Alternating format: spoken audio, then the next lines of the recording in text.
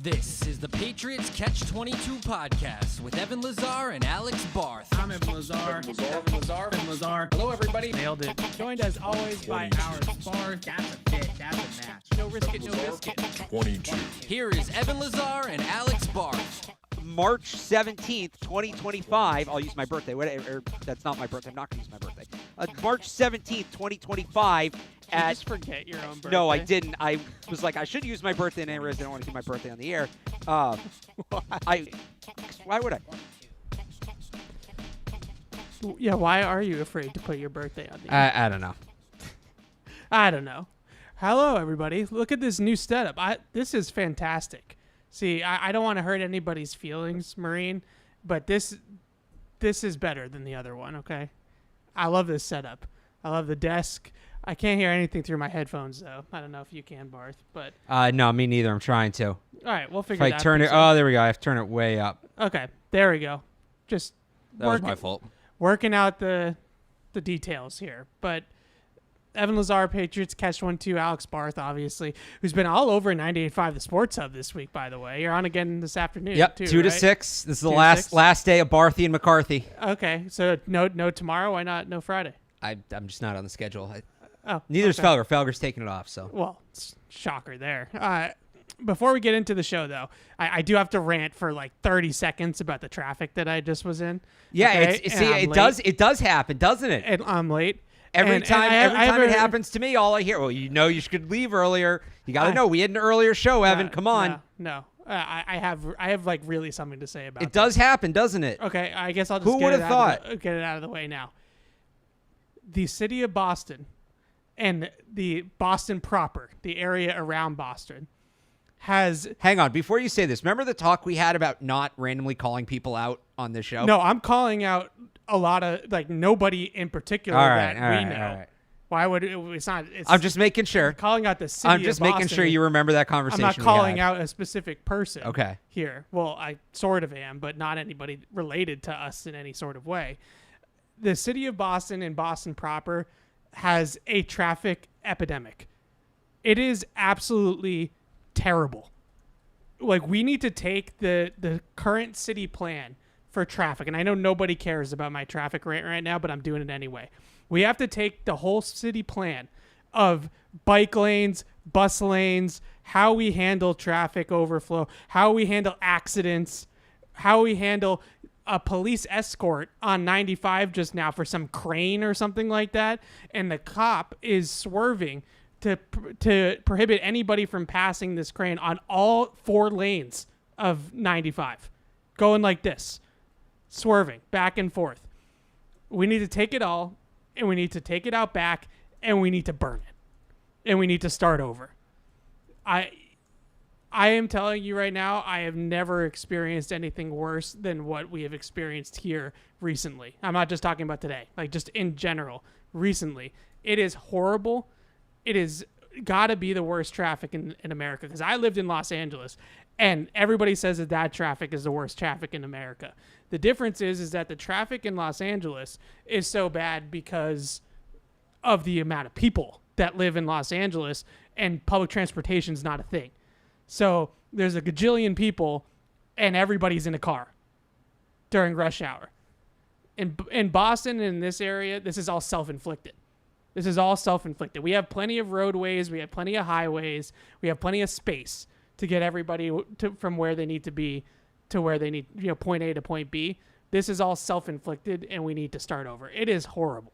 It's absolutely horrible. And with that being said, hey, Patriots fans, if you want to see Toyota's best offers, including those not seen on TV, because you need a Toyota to go drive in this mess, go to buyatoyota.com. It's the official Toyota is the official website for deals for the official vehicle of the New England Patriots.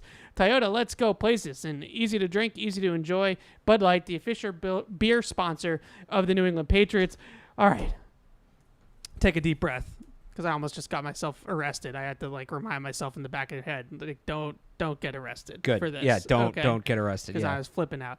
Anyways, training camp, less than a week away at this point, and I am just ecstatic that we can get off of these off-season topics like traffic, for example, and actually start to talk about real football. So we're going to get into plenty of training camp preview. The phone lines are open, 855-PATS-500, webradio@patriots.com if you want to hit us up on the emails as well. All of it is open and ready to go in this brand new studio, which again is winning me over. We have the big lazy boy type setup too. I really like this setup though. This is nice. This is great. This is Catch-22 right here. This is our setup. We're gonna be in this setup, I think, for most shows, probably all shows. Anyways, so a couple news items though I wanted to start with at the top of the show. Then I have some sneaky Patriots storylines heading into training camp. Not the big picture stuff, right? Like we've talked plenty about Drake May and his timeline. We've talked plenty about left tackle and that whole situation. So I have some under the radar, like I like to call them sneaky questions for you when it comes to training camp. But I want to start with some news. First of all, Brandon Aiyuk officially requested a trade the other day. I know that this is a pretty hot button topic. I got this wrong on PU, so I want to correct myself. He's playing on his 5th-year option this year. Yes. So this year is his 5th-year option. But with that being said, technically the Niners have 2 more years of team control, because they could just franchise tag him next offseason and still continue to have control over his rights, if you will. So the 49ers, understandably, are in absolutely no rush to trade Brandon Aiyuk. And I've been saying from the jump that I don't really understand why the 49ers would trade Brandon Aiyuk to begin with. But clearly he's unhappy. He's restless about his contract. And then there's the Patriots side of things of, would you give up next year's first-round pick for Brandon Aiyuk? Most people probably would say no to that. So what's the package that you're putting together to acquire Brandon Aiyuk? I look at the A.J. Brown trade a couple of years ago from the Titans to the Eagles. The 18th overall pick and the 101st overall pick for A.J. Brown. To me, that is the framework of any deal involving Brandon Aiyuk, who yesterday Jeremy Fowler posted the wide receiver rankings, the anonymous NFL executives. Brandon Aiyuk was 10th in the league. Analytically, he was the best receiver in football last year. So somewhere between 1 and 10. He's a top 10 receiver in the league. He's going to get something like $26 million a year in his new contract, probably around $70 million guaranteed. Guy's going to get paid. Guy's a stud. But if you're the Patriots, what are you willing to give up for him right now? Right now, second round pick and a day 3 pick. I'm looking more at the framework of, like the Stephon Diggs trade. I think that's about what. No, Stephon Diggs went for a first. No, the most recent. Oh, Diggs he's trade. much older now. I know he is, but the reality is, like, you don't know. You can't give up your first round pick right now. That could be a top 5 pick, even with Brandon Aiyuk. You can't give that up. They have too many other needs. That's a move you make when you're a wide receiver away. They have too many other needs. I would even say like 2 seconds would be a lot for me, because they have premium spots they have to fill on the roster. And you're not going to be able to fill those if you don't have premium draft picks, or it's going to be a lot harder to fill those if you don't have premium draft picks. So for me, and I talked about this, whatever it was, last week, 2 weeks ago, it's not hard to find a wide receiver that's available in the modern NFL. It's just not. Brandon Aiyuk's a good player. He's not the last good wide receiver that's going to be available. Far from it. The talent's oversaturated. All these guys want big contracts. Teams don't want to pay him, etc. The hard part is threading the needle and knowing when the right time is to make the move. You don't want to go too early and blow assets to build out the rest of your roster. You don't want to make the move too late and miss the window. It's too early for the Patriots right now. It's too early to make that move, because if you move Aiyuk and Drake May's not the guy, well, now you're giving this guy a big contract for nothing. You gave up a high draft pick to build out the rest of your team, and you're, he's not going to be here for any meaningful football. They still need a left tackle. They're going to need a corner at some point to play opposite Christian Gonzalez, assuming Gonzalez pans out. They may just need a corner outright. They're probably going to need to add another edge rusher at some point, depending on what happens with Judon. Tight end might be a need in a year. Like, they still have a lot of needs. Yeah. And I think giving up that much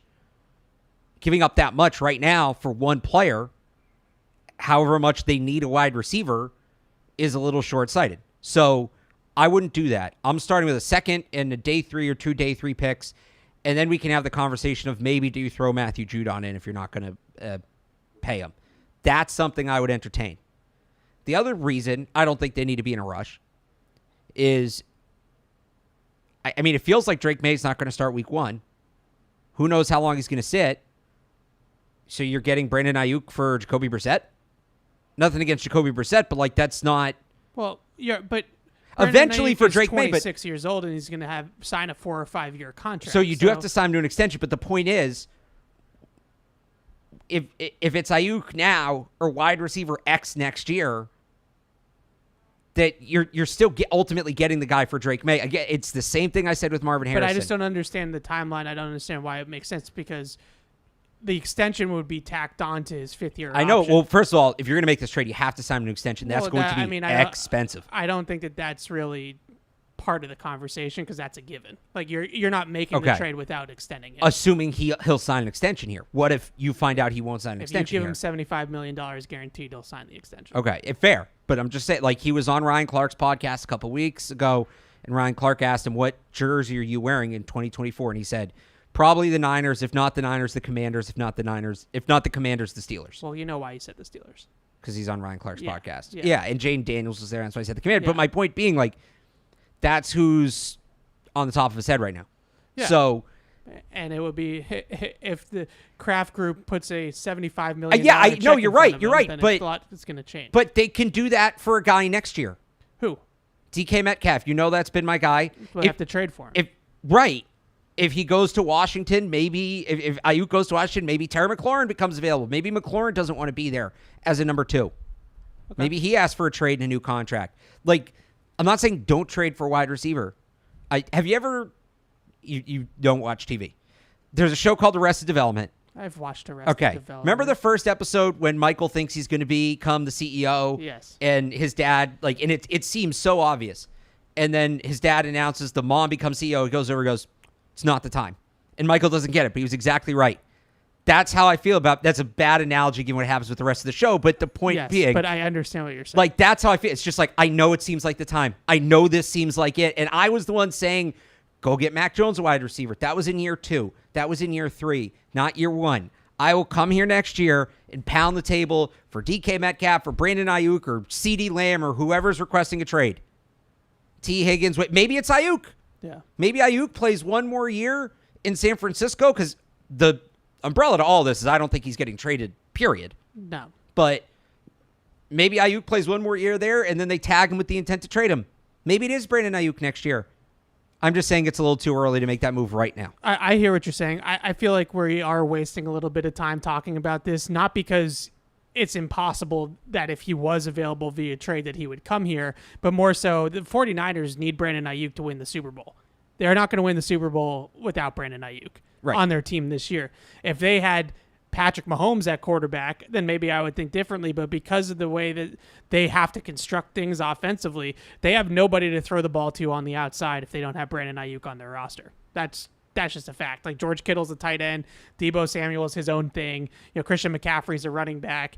They don't necessarily have that true X receiver other than him on the roster. I know they just drafted Ricky Pearsall, but I don't think either one of us believe that Ricky Pearsall is that type of guy. A true outside X receiver that's going to go one-on-one against top corners every single week. That's a lot, A, to ask out of a rookie, but B, I just don't really think that's Ricky Pearsall's role. Ricky Pearsall to me is like a Z or a slot receiver that's going to move around the formation. Right.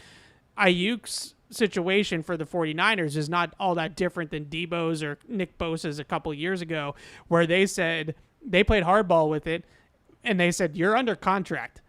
We are more than comfortable with paying you $14 million for this season. Heck, we're more than comfortable paying you $14 for this season and then franchising you at $20 next year and just continuing to kick this can down the road. Like, why are we in any rush to give you this money? There are no rush to give them money. They are in a win now window right now to win a Super Bowl. So I think we are wasting a lot of time talking about this because I don't think he gets moved. With that being said, I'm not full F them picks, but I'm more in the F them picks category than I am in the opposite category. The one thing that I can tell you, and we can probably share in this, is after doing the draft year in and year out and studying the draft and going as deep into the draft as you and I do, at the end of the day, nothing is guaranteed in the draft. And I'm definitely more of the school of thought that I would take the known commodity over the draft pick any day of the week. Like, you can tell me, and I get maybe they probably take the tackle in the first round and not a receiver, but I would much rather have Brandon Aiyuk on my team than Luther Burden. I just would. Like, I would much rather have Brandon Aiyuk on my team than McMillan, the kid from Arizona. They're both very, very talented college players. Right. We have no idea. Those guys could be Corey Davis and Kevin White just as easily as they could be Jamar Chase, right? Like, we have no clue at this stage what those guys are going to turn into. So I'm almost in the school of thought of I would trade what it takes to get Aiyuk, but I wouldn't quite go there simply because I agree with you that they will have other opportunities to make it happen. I'm 100% with you, veteran over rookie. Yeah. I'm 100, and people know I like Luther Burden. I really like Luther Burden. I think he's going to be a heck of a player. Yep. I think he is. I don't know for sure. There are guys that I have seen on Sundays do it. I know for sure Brandon Aiyuk is a top 10 receiver in the league. I don't know for sure if Luther Burden can even play in the NFL. Right, exactly. I would say the same thing about DK Metcalf.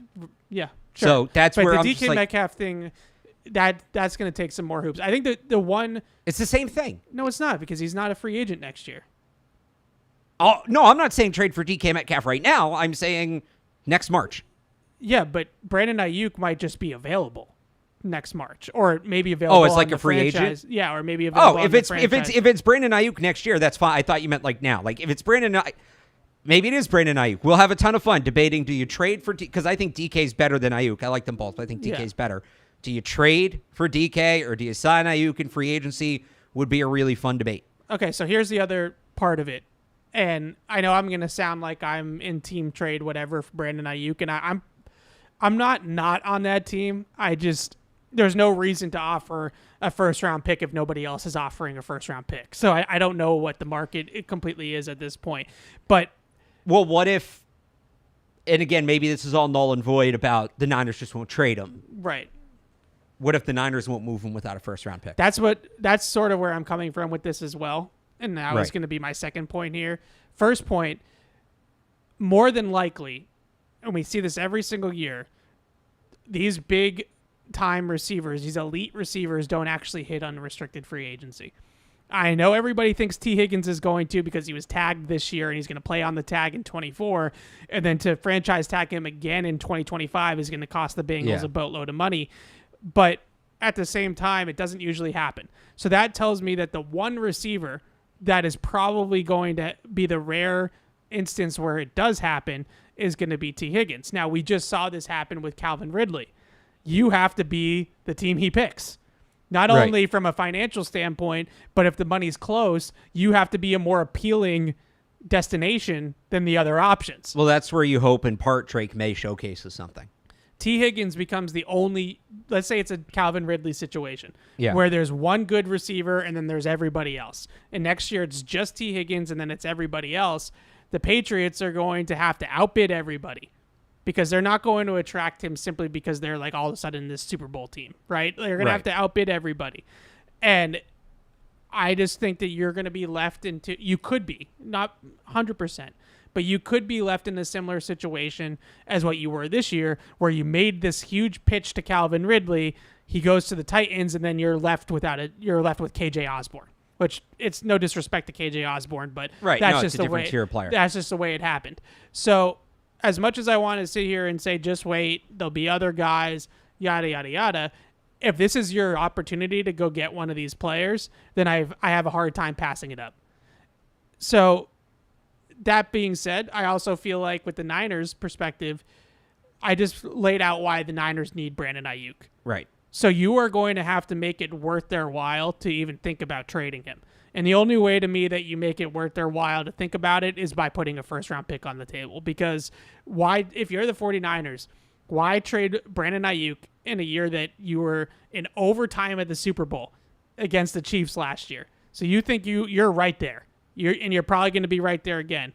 And you're going to trade Brandon Aiyuk for the 36th pick in the draft in 2025? It does you no good. It does a team like San Francisco absolutely no good. So the only thing that can come from it, if you're the Niners, that could possibly come across your desk that would make you think about it, is a first-round pick. If you're the Patriots, maybe you think that first round, that trade for Brandon Aiyuk takes that first-round pick from the 5th overall pick to the 15th overall pick. And now all of a sudden it's easier to stomach that you traded your first-round pick for Brandon Aiyuk. It would be bad asset management to trade a top 5 pick for a receiver and then pay him $25 million a year. But if that pick ends up being the 16th pick in the draft because you win a few more games because Brandon Aiyuk is on your team, then maybe it's easier to stomach in the long run. Like, let's say Drake May ends up starting earlier than expected or just early. You don't have to say expected. He's got Brandon Aiyuk now. They have a viable offense. We know what we think about their defense. All of a sudden, they're competing for a wild card spot. And they're in a similar place that they were in 21. You think Brandon Aiyuk can make that much of a difference? I feel like we have to look at it from a standpoint of individually in a vacuum, is he going to make that big of a difference? Not necessarily, but it's the old domino trickle down effect theory, right? Of having him on the team not only makes it that he's going to come in here and have 1,200 yards if they have a good quarterback play, but it's also going to make life easier on everybody else that's operating in the offense. But at some point, you're going to need a left tackle, and this really limits your ability to get that guy. At some point, you're going to need a top corner. This limits your ability to get that guy. Like, it's just... I don't necessarily agree with the top corner because I believe in Gonzalez. Like, right, another one. You need another one. So you need a number 2 corner. Yeah. They can find number 2 corners. It's not that easy. I mean, like Alex Austin might be a number 2 All corner. right. I fair enough. I think you're putting the cart before the horse to make that trade right now. Again, talk to me in a year. I just would like to be aggressive with it because as much as we can sit here and say these guys get moved all the time, none of them got moved here, right? And on top of that, Less teams looking. I have absolutely no desire to risk a top 10 pick from the Patriots in the draft on a receiver. None. So then you don't want to do it. No, I don't want to draft Luther Burton. I have no desire to do that. If you told me that it was Marvin Harrison Jr., then I would sit there and say fine, because Jamar Chase, Marvin Harrison Jr., put whatever, like, elite. I don't want to use generational because those two guys are 4 years apart, so it's not necessarily generational, but this top end prospect, it's almost like a can't miss type player. I don't want this organization to take that big, because it'll end up being Mike Williams. I want them to get a franchise tackle. Or Roy Williams, whatever. I want them to get a franchise tackle. I want them to protect the 3rd overall pick quarterback. That's how you do it. You'll have other chances to get the receiver. Brandon Aiyuk, to the same thing. Is Brandon Aiyuk a very good receiver? Yes. Is he can't miss? Oh my God, we have to get this specific guy on our team right now? No. Okay. I don't want to belabor the point, but I just feel like if this is your opportunity to get that player, it's a risk to just. It's a opportunity. It's not the opportunity. That's the difference. I'm just not 100% sold on that. But other news. Yes, Brandon Aiyuk will be the last good receiver ever to change teams. No, I don't think that. I just think that's what you're saying. No, it's not. I'm saying that there's just this. That is what this opportunity means. No, it's just, this might be the best opportunity for them in terms of them having the actual offer that trumps everybody else offer, plus the cap space and money and just financials to make. Why it won't work. they have that in 7-8 months? Because they might not have this pick in 7 and 8 months. Like, if they're going to draft, what's his name, Kelvin Banks Jr. Or whatever, then they're not going to use this 2025 pick on him. And then, like, 2026 pick, it might not be as good as. So the they pick could that somebody do else is offering. a version of what the Vikings did. You use your 2nd-round pick, trade back into the mid-first, and you trade that pick for Aiyuk or DK Metcalf or whoever. Like, you can use that 2nd-round pick plus other assets to get a receiver. I don't believe. This is the one time where they are going to have the opportunity. I'm not necessarily saying they should do it, but I don't think it's the one time. I think this is the one time where we can safely say that they could put the best package together for this I don't player. think that's true. I don't know why. And how do you think that's not true? They have the best draft capital to offer in this deal right now. If they wanted to make it, we don't know if that's going to be true in a year. I mean, yes. So should every bad team just go out and trade their 1st-round pick for players instantly? Like, so you want to be the Rams? Yes. Short-sighted. Yeah, maybe. The Rams are in a little bit of a different situation, though. Like, Brandon Aiyuk's 26 years old, right? 25, 26 years old. He's a receiver. He's going to be good for the next 4 or 5 years. He's going to be the same exact guy. Like, I don't know. I feel like this right now is a very good opportunity for them because of their situation, both what's the finances and what's isn't on the books really for them going forward means that they can easily absorb a Brandon Aiyuk extension, and then they also have the money, the draft capital to do it. What I'm telling you is nothing major. We think I'd be shocked if anything major gets added to the books between now and the start of the new league year in March. Yeah, but their draft pick might not be what we think it is, or it might not be what we think it is in 26. If their draft pick if their 2025 draft pick ends up being like significant, maybe there's less of an urgency to get that guy. Maybe it's probably because a guy like Jalen Polk or Javon Baker really took off, and that changes the mechanics of it. That's fair. I don't know. I just, they're not going to be a 5-win team with the 15th overall pick. No, but we always just talk about these trades for receivers, and it's like, oh, there'll just be another one next year. There'll just be another. And there always is. Okay, but at some point, you in a game of musical chairs, at some point you got to sit down. At some point you do. And last time with Mac Jones, they waited too long. They missed it. They missed Hopkins. They didn't just wait too long. They never did it. They never. Yeah. Well, yeah, it got to the point where it stopped making sense to do because Mac Jones never developed properly. It's the same thing now. Like, yes, they do need to make the trade eventually. I've said this. It's about threading the needle. I still think it's too early. They're going to leave themselves coming up short where the rest of the roster isn't going to. They're not going to be able to get the rest of the roster where they need it to be. Fair enough.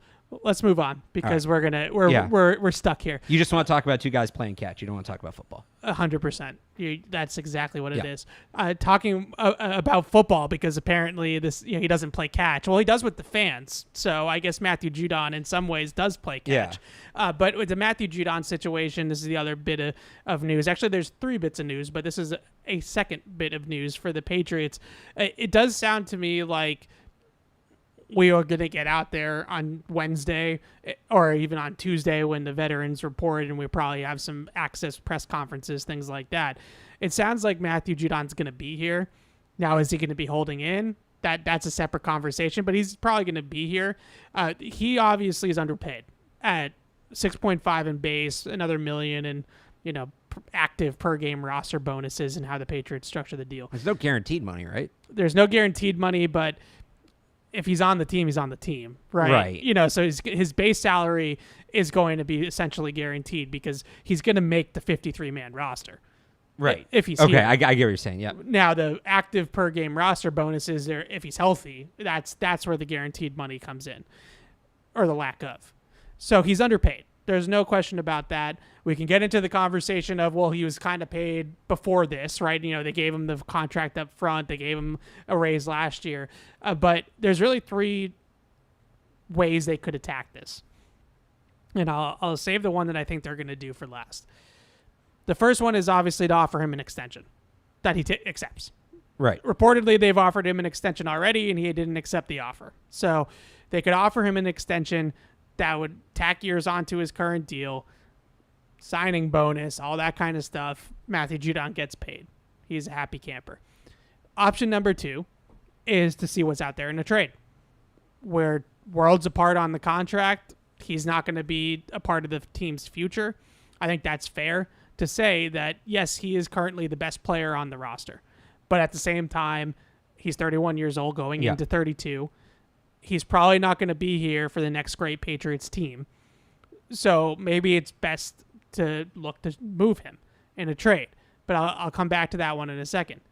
The third one, which is what Mike Reese floated in his Sunday notes this week, and usually when Reese floats these things, it's somewhat informed. You pay attention. It's some sort of incentive package or raise for just this season. The incentive package obviously is not guaranteed money, but we should note that because he only played 4 games last year, they can give him an incentive package that's super easy for him to hit the thresholds that is more team friendly in terms of how the cap space works out. Like, for example, they could make an incentive package that's like, you're going to play 40% of the snaps. Right. Because last year he only played 30. I'm making that up. I don't know the exact number, but It's definitely under 40. yeah. Okay. Last year you appeared in 4 games. This year we're going to give you an extra $2 million if you appear in 5. Right? Like, those little things are what's qualified as not likely to be earned because he didn't do it last year. So that doesn't hit your cap right away. He has to play, earn that, right? Pay as you play. But it's super easy for him to earn it. So that would be the Belichick mechanics. Would be, here's this incentive package that more likely than not, you're going to hit at least 90% of this. So you're probably going to get an extra $4 or $5 million. But just to give the team some security, if you blow out your ACL in the first week of the season, then we're not going to pay you the extra $5 million. It's a tough way of doing business, but that's the way that you do it to be fair to both sides. Yeah.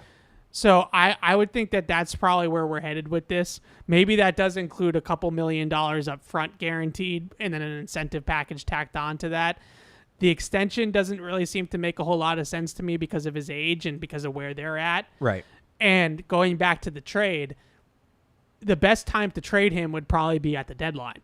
Because the best time to trade him was before the draft. Right, but that ship has sailed. Yeah. So now the best time to trade him is probably at the deadline, where you might get a contender that's saying, we are a Matthew Judon away from winning the Super Bowl, and we can get that for him now.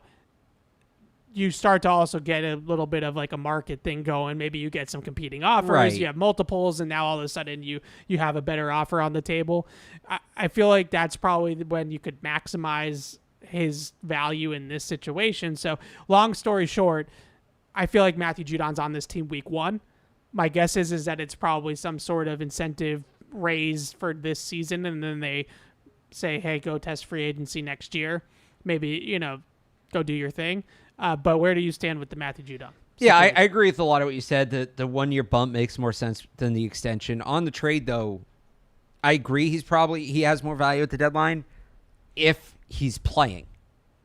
What they can't have happen is a Stephon Gilmore kind of situation where he's, was Gilmore hurt? Was he holding out? It was never really clear. But the point was, like, nobody had seen him on the field after an injury, so his value dropped. I'm with you on trading Judon at the deadline, but he has to be playing for that to happen. So you at least have to do something to get him on the field. And I know there's conflicting information out there right now. Will he play under his current contract? Will he not? Yeah. I don't see why he would. I wouldn't blame him for that. I don't see why he would. But you have to get him on the field at some point if you're going to trade him at the deadline. If you can't get him on the field, you have to trade him before roster cuts. Yeah, that's fair. That's a good point. The reason why I like the deadline trade, and I'm not saying that they necessarily have to do it at all, but the reason why I like the deadline trade option, or that's kind of in your back pocket, is because that also gives you 7 or 8 weeks to see what kind of team you have. Right. If all of a sudden I don't think this is going to happen, but out of nowhere they're all of a sudden a playoff contender. They're the Red Sox. If they're the Red Sox and they're Right. overachieving, and suddenly they're in the wild card mix, well, now you don't need to trade them. You don't want to trade them. No, you're absolutely right. I'm just saying, but that's not going to happen if he's not on the field. Right. Right. So that's fair. There's that other element. I don't think he's going to hold out, but is it another one of these hold in kind of things? Like, if he's not going to play for you, don't hold on to him till the deadline. Yeah. That feels like a given that this is going to be, if we don't find out on Monday or Tuesday of next week when he's back in town that he's signed some sort of raise, incentive, 1-year deal, whatever, then I would assume I'll that even give him, I know what the guy can do. Be out there for the first day of pads. If he wants to take it easy the first few days of camp while they're ironing things out, that's essentially the football equivalent of icebreakers you do on the first day of school. Yeah. As long as he's out there for the first day of pads, I'm good. Fair enough. All right, last bit of news here, then we'll take some calls and some emails. 855-PATS-500 is the phone number. webradio.patriots.com is the email address. Last bit of news here for the Patriots, Kayshon Boutte. Yep. Kayshon Boutte, his charges dropped in this underage gambling situation that he had down in Baton Rouge, Louisiana, during his time at LSU.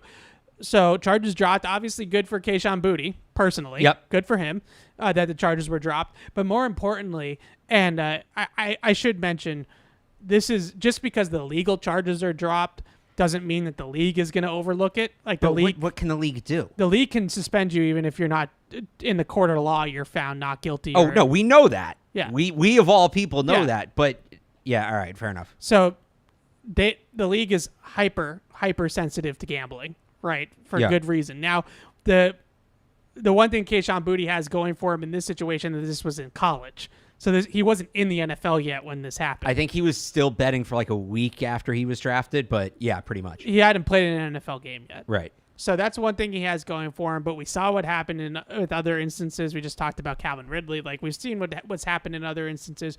The league is going to come down hard on people with this gambling thing. They're in bed with the gambling companies, DraftKings, things like that. They're going to come down hard on these athletes that are gambling on sports, or on football at least. So that's still ongoing. That could be a situation still for him. But for all intents and purposes, this clears the way for him to just compete for a roster spot without any extra baggage, which for Kayshon Boutte, that's what you need, because if you're going to be the 6th receiver on this team, but the Patriots know that your lawsuit is not looking good for you off the field, then it's going to be harder to keep you around over some of the other options. So his legal situation's cleared, but more importantly, are you buying? There's a lot of Kayshon Boutte hype. Maybe it's just there's a lot. Maybe it's just like Twitter, Jeff Thomas type stuff.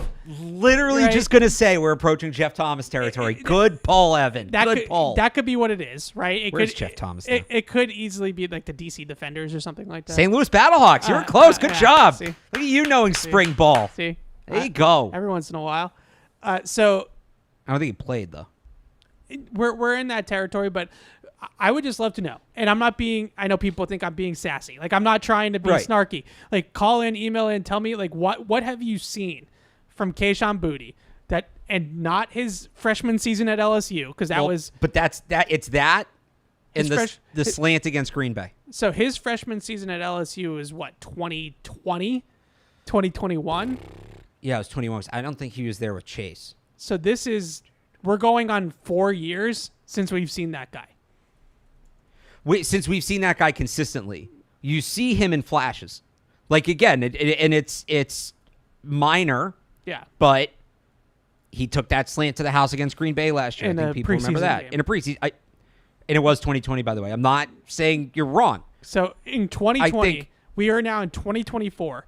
And the hope, this is how starving we are for wide receivers. That's what it comes down to. What you just said. Yeah. Is the way the pedigree the guy had coming out into the NFL, which he did. Yep. Like, that was true. Fair.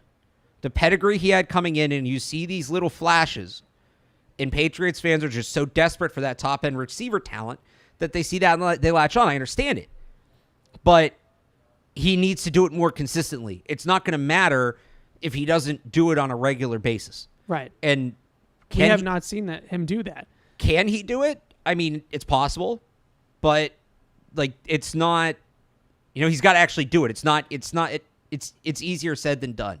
Yeah. But I will, now that the Chargers are dropped, I will put him in that second bubble group we've talked about with Rager, Juju, and Thornton. Yeah.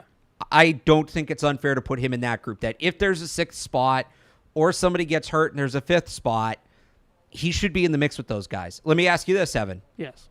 Least likely to make the roster. In fact, you can factor in everything: ability, age, contract, experience, yada, yada, yada. Those four, most to least likely to make the roster. So we're doing Thornton, Juju, Booty, And Rager. Least likely? Well, you can go most to least or least to most. I'm going to go least. I know you like to rank your lists, so. There you go. Least, I would say, is Tyquan Thornton. I'm actually with you. I put Booty ahead of Thornton. Only because he's had so many chances. And what does he give you that those other guys don't? Yeah. Maybe a little bit more speed than Rager, but it's marginal. Right. And he's had so many chances, and contractually, he's the easiest to cut. No guaranteed money. Yeah. So I would say it's Tyquan Thornton, Yep. Keyshawn Booty, Yep. Jalen Rager, Yep. Juju. So I'm almost with you. I think Rager is the most likely to make the team because of what he gives you on special teams, because he gives you a speed element, sneaky, effective blocker. That's going to matter for receivers this year. I actually agree with you from all those standpoints. The one thing that we have to think about, though, is that if you want to cut Juju Smith-Schuster, then you're going to have to go upstairs to the owner's office and say, I need $12 million to cut Juju Smith-Schuster. I think they can trade him, and then it becomes like 5, I think. Like 7. I think they can trade him. Maybe. If a team gets some injuries at that position or Right. something like that, it's possible. Or just the Chiefs existing as they exist. Yeah, well, the Chiefs they brought in Hollywood, they brought in Xavier Worthy. Like those guys are going to have to. That's going to be their Those offense. are deep threats. They need a chain mover. Doesn't Travis Kelce their chain mover? Travis Kelce does like everything. Fair enough. I'm with you for the most part on that Yeah. list. I think the money is what puts it over the top. I don't think. I know the money is the only thing that puts it over the top to me for Juju to be the least. Oh, if likely. he's here, that's why. It's because they don't want to pay to cut him. Yeah. But I just they have all that cap space just sitting there. I just still feel like we need to see something more out of Keyshawn Booty before I got the Booty fever. All right, That's fair. He had in the spring. It's the exact same thing that we've seen from him throughout his entire NFL career so far.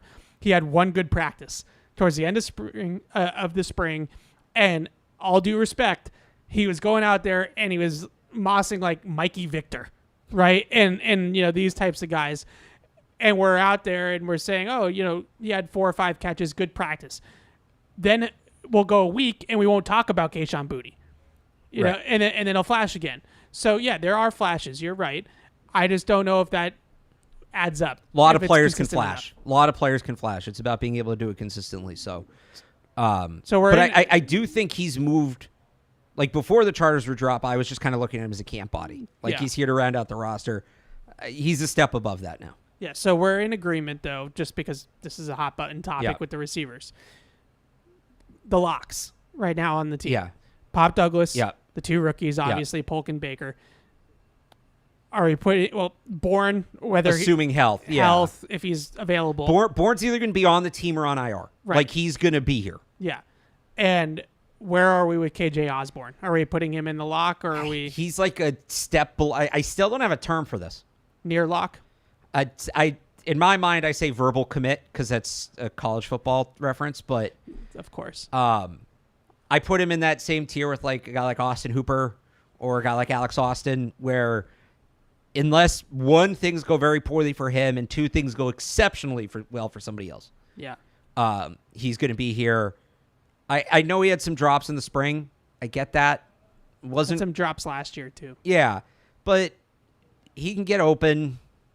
If you do move on from Juju, it's a young room. You need some experience in there. You do want experienced players, and it's Bourne and him. And if Bourne's not ready to start the season, that's it, right? So, and they gave him, to your point with Juju, like that's what is it, $3.5 million? It's or 3.1, 3.5 down the drain. Like they gave him the kind of money you give a guy that you intend to make a part of the football team. Yeah. So I think he's here. Agreed. So you have the 400% locks. Yeah. Pop Douglas, the two rookies, and Bourne in some capacity. Yeah. Then you have a next tier, which is I think just KJ Osborne on his own. Yes. Of this middle tier, let's call it near lock, just for this conversation. And then you have a third tier right below that, which is the bubble, which is what we just went over. Rager, Juju, Thornton, Booty. And those guys aren't just competing with each other. They're also competing. Then now you're into the at-large roster spots. Right. Those guys are competing with guys like Jaheim Bell, guys like Antonio Mafi, guys like Isaiah Bolden, and all your fringe roster guys. All right. Yes, and that's why, to go back to the Booty news with the off-field stuff, that's why it's so major for him, is because he needs to just make the roster because he's one of the best receivers in camp. Like he's got to make it outright as an at-large, as one of the best 5 or 6 receivers in training camp, to the point where the Patriots say this guy's too good for us to move on from him. And in order to do that, you need to have a straight line. Like if that's, a Jack Jones situation where we have this thing hanging over our heads over here, it becomes a little bit more complicated for him. And then I do think, whoever gets that spot needs to play special teams. And he did a little bit in the spring. I'll be watching more closely to see next week if he's out there in the kicking game. Yeah, that's going to be a tricky part of this, is that he doesn't play special teams. Rager, assuming he's the one that makes the team, he's obviously a special teams guy. And then you also have the potential of Osborne. I don't know if he's ever played a ton of special teams in his career. I haven't looked this up. I can tell you right now. I'll check the numbers. I think he did like his first year or two. And it seems like for a guy that was not very heralded coming out and really kind of has paved his way in the league from nothing, you probably played a little bit in the game. His first year, he was a 48% usage guy, played a little bit the next year, and then he became part of like the regular receiver rotation in 22. So yeah. All right, we're going to open it up now. Hey, but before we do, has your work from home space turned into an everything from home space? Find furniture that fits your life, your budget, and your living space thanks to Bob's Discount Furniture. Shop tons of on-trend, small space, friendly styles like Bob's do-it-all dining sets, smart storage, and small footprint sectionals that can take you all the way from the midday meeting to happy hour in no time. So stop into your local store and multitask stylishly with Bob's Discount Furniture, the official furniture store of the New England Patriots. All right, Anthony's been holding on for a while. Anthony, if you're still there, thanks for hanging on. How you doing? Anthony. All right, we might have left him on hold too long. All right. Anthony, call us back, and we'll get you on the air. And we got a few emails, too. Kyle here from Pembroke, he asks, what's the matchup that we are most looking forward to seeing in training camp? Like DB versus a receiver, or O-line, D-line. I have one. Do you have one off the top of your head? You go first. I got a couple. Let me think about it. Jalen Polk versus Christian Gonzalez. Heavyweights. Put him in the center of the ring, right? You want to see if Jalen Polk can hang in the NFL. You might as well put him against your best corner, see what he can do. You go back to that camp a couple of years ago, and I hate to always continuously pick on N'Keal Harry, but here we go. Remember when N'Keal Harry started to get hot a little bit? I think it was like his second or third training camp. It turned out it was Juwan Williams, also just wasn't an NFL player. That was for years. Every year in camp, he would dominate Juwan Williams, and we'd be like, oh, N'Keal Harry's turned a corner, and then it was just Juwan Williams. Right, so let's see Jalen Polk, Javon Baker, I'll throw him in there too. Let's see him against Gonzo, John Jones, even Alex Austin at this point. Actual NFL cornerbacks that are going to be playing on Sundays, and let's see what they can do. Not the UDFAs and those guys. Right. Yep. All right, I'll give you a trenches one. All right. But I mean, it's nothing new. Mike Onwenu, Christian Barmore. Those are that's probably your two best players on your roster right two now. best players, both got new contracts. Those are foundational core guys. That's going to be a tone setter. Yeah. That's going to be one of the ones where, because when you get in those one-on-ones, everybody's watching, and the offensive players and the defensive players, they're keeping count, right? How many did we win? How many did they win? That's going to be a big one. You're going to see that huddle get a little more juiced up when it's those two guys in the one-on-ones there. So that'll be fun because there's going to be some weight to it. I mean, we've seen it before. We've seen it for, 4 years now? But there's going to be some weight to that. Yeah, good point. All right, Anthony is back, so let's see if we can get him on. What's up, Anthony? Hey, can you hear me? Nope. There's something up with the phones, maybe? Yeah, maybe it's Oh, there we go. Anthony, go ahead. Hey. Gotcha. Hey. Still working out how's it the going? new Can you hear me studio. now? We got you. Yeah. Okay. So it might be a little loud. I am at work. How are you guys doing today? Good. How are you? Good. So I like KJ Osborne. We have to see how he plays out. Also, with Drake May and Jacoby Brissett, we kind of have to wait to see if, obviously we know how Jacoby is, but we have to wait to see if Drake May has the ability to elevate other receivers. Because without knowing that, I mean, I don't think we go out and, try and get a top receiver. I mean, look at the Texans. They don't have, Nico Collins is good. Tank Dell is good. But before they weren't, that wide receiver one caliber we thought that they were going to be. And they just, they looked phenomenal before, Tank Dell's injury. But I think we have to wait to see if Drake May has that elevation factor before we go out and, trade a first for Aiyuk where, we could get that tackle, more protection for him, maybe even another tight end. So, yeah, fair point, Anthony. Thanks for the call. Sorry about all the technical delays there. So fair point, right? If you don't know what you have with Drake May yet, it's more difficult to make this trade. But it is a little bit of like a chicken or the egg, right? Like, because you could maybe foster Drake May into a better player if he has a Brandon Aiyuk to throw to. But I hear what Anthony is saying, where he's coming from with that. And I wholeheartedly agree with his point about the Houston Texans. This is something that has grinded my gears a little bit that we hear about with the Texans. They had such a better roster than where the Patriots are at right now in CJ Stroud's rookie season. I remember, and I'm putting my hand up because I think I was probably one of these people. I remember the opening preseason game here last year. Houston Texans, Patriots. CJ Stroud was out there for the first series or two, I believe it was, for the Texans. Christian Gonzalez went one-on-one against Nico Collins in that game for a large chunk of that game.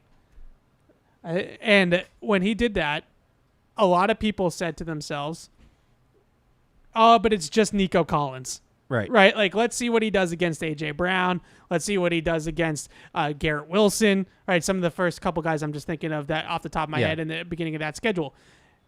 Nico Collins was not thought of in a tier that was like, oh, we can stamp Christian Gonzalez now, because nobody thought Nico Collins could play. And then it turns out that C.J. Stroud is a dude. Nico Collins also pretty good player. And now suddenly Nico Collins is maybe not the best receiver in football, but he's a top 20 receiver probably in the NFL based off of his production last year. Point being, a lot can change when you put the quarterback in there that can play. Tank Dell was a day 2 pick, right? Second round, I want to say. Jalen Polk was also a second round back. But yeah. Javon Baker, Jalen Polk, those guys, all of a sudden, Tank Dell last year was probably the best rookie receiver in football before he got hurt. Yeah. And CJ Stroud comes in. Tank Dell's a monster. Now, Tank Dell's a good player, but that comes out of nowhere. And none of those guys. Sorry to cut you off. No, go ahead. None of those guys going into the season you looked at and said, that dude's going to be a problem. Right. Right. You didn't think of any of their receivers as like Tuesday morning receivers. And not that any of them were overwhelmingly, but like you didn't look at that group as having the kind of impact it did going into the season. Yeah, absolutely. So a lot can happen. Now, the Texans were in a different spot. They had the second first-round pick, so they had Will Anderson added to that too. So they also already had a left tackle. They had the left tackle. That was a big one. Now, the rest of their line had some question marks. Their line wasn't great besides Tunsil. Tunsil but they and have Shaq. Tunsil. They had and Shaq, Shaq, Mason. right. But in theory, I don't think they were worlds apart from where the Patriots are currently. It's the same neighborhood. I don't think they're on the same street, but it's the same neighborhood. Fair enough. All right. Alexander has a good question, a good scheme question for you. Okay. So he said that since there's a lot of questions about how the personnel fit the wide zone run scheme, do you think it would be possible to pair the passing game that AVP wants to run with a run scheme that fits the personnel better? So, like, can you marry the AVP play action package with a gap run scheme instead of an outside zone bootleg, move the pocket type of offensive system, like run system, I guess is the best way to put it. Really good question. The biggest thing I would say is that historically speaking, the Patriots have play action with the Josh McDaniels offense. Their play action was aimed to hit like the intermediate level of the field. Yeah. They wanted to pull a guard, lead a fullback, get those linebackers to step up into their fits, and then they were going to hit those crossing routes or those seams right by their ear, right? Like that was the point of that. That 8 to 12 yard right at the sticks. Yeah. Kind of this offense, and I looked this up yesterday actually, the Browns last year were 7th in the league in air yards per attempt. They were a bombs away type of offense. Do you know, I'm curious, or do you know if PFF has it? I'll look really quick. Air yards per attempt off play action. I could filter it for that. Okay. I did not. This was just strict play action, and I would strict just raw data. I'd also be curious to see what that was like with Joe Flacco versus with Deshaun Watson or some of their other quarterbacks. Actually, might be able to tell you. Hang on. Because that would, I think, change the number significantly. Point being, they were at, I think, as a team overall, 7th in the league, 8.6 yards per air yards per pass attempt, which means that they wanted to chuck it. Like, they're not trying to just pull the linebacker and hit like a little 8-yard in cut right off play action. They're trying to hit the deep post. They're trying to hit the deep over route. They're trying to hit the crossing route. They're not necessarily trying to do what the Patriots were doing with McDaniels circa 2021, where they're trying to just hit those intermediate routes. So can it work? So, well, first off, the ADOT for Flacco was 9.1. The ADOT for Watson was 9. So okay, similar. Nearly identical. I'll find the maybe got there a little bit differently, but similar. Yeah, similar paths. I'll try to find the play action in a second. But I mean, it can. And look, Alex Van Pelt, and this is one of the things, maybe the thing I was most excited about when they first hired him, was he was talking a lot about, I have my concepts, and I'm paraphrasing here.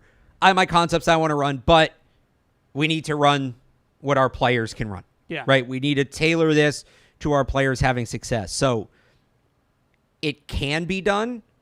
You can't.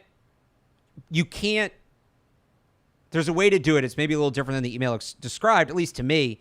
This is more your area of expertise. But in my mind, I'm thinking like you'd have to tailor the passing game a little bit. Like you'd be working under the same philosophy, but you couldn't just run the same designs they ran in Cleveland with a gap run game. It wouldn't have the same effect because the whole point of play action, the run and the pass up to the point where the quarterback pulls that ball, it has to look exactly the same. Right. So if you're going to run gap, it's not going to look the same as running outside zone. Right. So you could still, you can bootleg off of gap run play action. We've seen teams do that, but that's not what Alex Van Pelt was doing. It's a little bit different.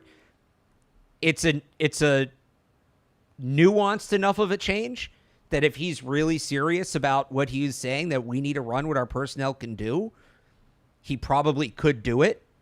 But I also wonder if he looks at we don't know what the offensive line is. Maybe he has a combination in mind that can run outside zone better. So it's not impossible. I don't know that it's the first option though, if that makes sense. So just to try to quickly put this together. So the biggest thing with this scheme that they want to do, play action passing in general is all about displacement, right? You're just trying to get the defenders out of the passing lanes of where you're trying to throw the football, right? By using a fake, a misdirection, whatever. With this outside zone scheme, what they're trying to do is they're trying to get the defense to flow to one direction of the field, and then they're going to flip the point of attack. So that creates a foot race where you should theoretically have a head start, right? Because the defense is flowing to its left, everybody's going in that direction, then you bootleg it, and now they have to change directions, whereas everybody on the offensive side of the ball is moving in the right direction, right? Yeah. At least the receivers are. The offensive line might not be, but the receivers are. So that's what creates this misdirection chaos. That is what this scheme thrives on. The couple of different things that they did in Cleveland recently, last year particularly, where they ran a little bit more gap, they ran a lot of counter, right? So you're pulling to kick out the edge. That still creates a little bit of that like sort of stretch action, if you will. And they also ran a lot of toss, right? If you run like a crack toss play, then you can obviously fake the toss going outside and then bootleg out the backside of it the same way. So there's ways to do it, and the route concepts I think will hold up if they want to do it that way. But that's not the tenet of the system. Like that's not the foundation of it. But I think that they can do it. The biggest thing that they have to figure out, to me, and from the passing game standpoint, is are they going to have the downfield receiver that is either going to eat up one single high coverage on his own, or is going to at least make that safety respect that he's going deep. Right. Now, that's going to be easier said than done because I don't know if they have that guy on the roster. That's where that true X receiver comes into play. You hope that's Javon Baker. You hope so. If you need to have a guy that, or Kendrick Bourne, if you leave him singled out there on an island, he's going to torch single coverage all day long. Or again, you're going to occupy that deep safety, and that's going to open up the underneath stuff. So if they can do that, then they can run it in different ways. But I still feel like they're better suited to run gap, but this system is better suited to operate with wide zone. So it's going to have to be some sort of marriage in the middle that they're going to have to figure out. I don't remember why we wanted it, but the A-dot depths among qualified quarterbacks for the Browns last year. Yes. Joe Flacco. Now, granted, they have a much more limited sample size than some other guys. Joe Flacco was 5th in the NFL last year among qualified quarterbacks on play action A-dot. He was 11.5 yards per attempt, and then Deshaun Watson was 9th at 10.7. So I knew it. The only guys that were higher are Will Levis and Ryan Tannehill were 1 and 2. Yep. In Tennessee. Tommy DeVito. He doesn't qualify. Sorry, he shouldn't be on there. Justin Fields and Desmond Ridder. I just remember watching all that Browns tape over. Stroud's up there too, by the way. In January when they made this hire. Yeah. That is, Joe Flacco was bombing it. 11.5 yards per attempt on play action. Joe Flacco was not trying to hit the drag route at 3 yards. Joe Flacco was in, longtime listeners to the show will get this, Joe Flacco was in full training camp Brian Hoyer mode. Oh, yeah. He was YOLOing it out there. 100%. All right. Cody in Charlotte has a good question. I mentioned the Fowler list earlier in the show when we were talking about Brandon Aiyuk, again, was 10th among league executive rankings at wide receiver. The Patriots did have some mentions and honorable mentions. Only one player, and he's asking, take a moment to discuss the list. Only one player made the top 10. That is a New England Patriot. That's Kyle Duggar. He was 8th among safeties. Yep. Christian Barmore got an honorable mention. Snub. Mike Onwenu received votes at guard, interior offensive line. Might not even play there. Yep. Here, I can pull up the rest of them. And the one that came out... Did Hunter Henry get votes? No, he might have received votes. Here, I have it written down. But the one that came out today, here we go. All right. Ramondre received votes. Yeah. Barmore, honorable mention. Matthew Judon received votes. Kyle Duggar, 8th among safeties. Jabril Peppers received votes. Okay. Hunter Henry received votes. Mike Onwenu at interior offensive line received votes. And then one came out today in the email. I'm taking his word for it. Said that Christian Gonzalez received votes at corner. Good for him. Yes, after off a month. Well, of playing in a the month to get. Think about who he faced. Like he made the most out of that month, right? He was fantastic. Garrett Wilson, Tyreek Hill, CeeDee Lamb. What was there? And the Eagles. Was he on AJ Brown in that game? I don't remember. Yes. Smith, AJ Brown. Yep. Yeah. So talk about a freaking month for that guy. Yep. So those were the Patriots that made it. Usually, and if I have time tomorrow, I'll do this. Sometimes I go and like grade all 32 teams and just see where the Patriots rank overall in the list. I'll try to do that tomorrow.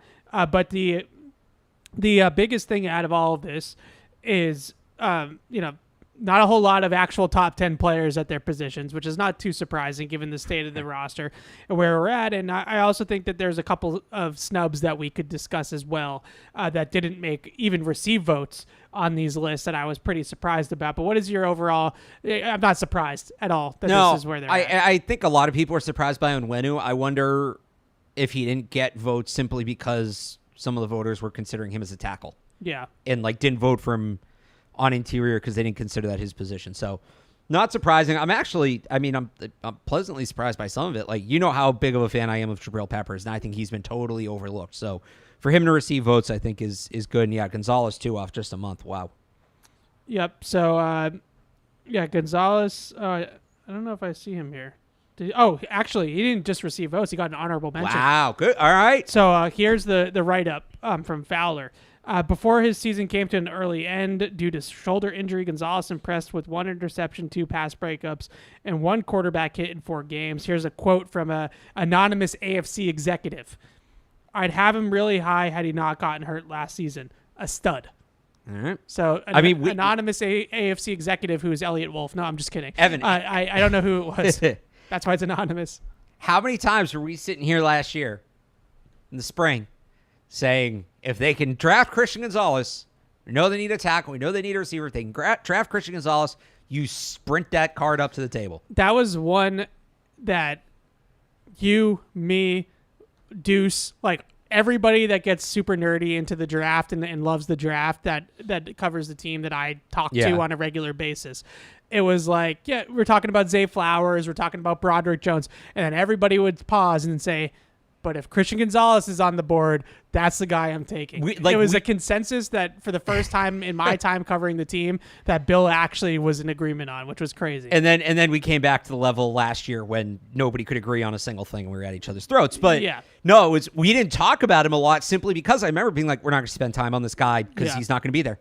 That was the only part of it we got wrong. This was a classic draft teardown of Christian Gonzalez. And it was mostly, from what I understand, it was mostly about his personality and the fact that he was a little bit quieter and didn't really have that alpha.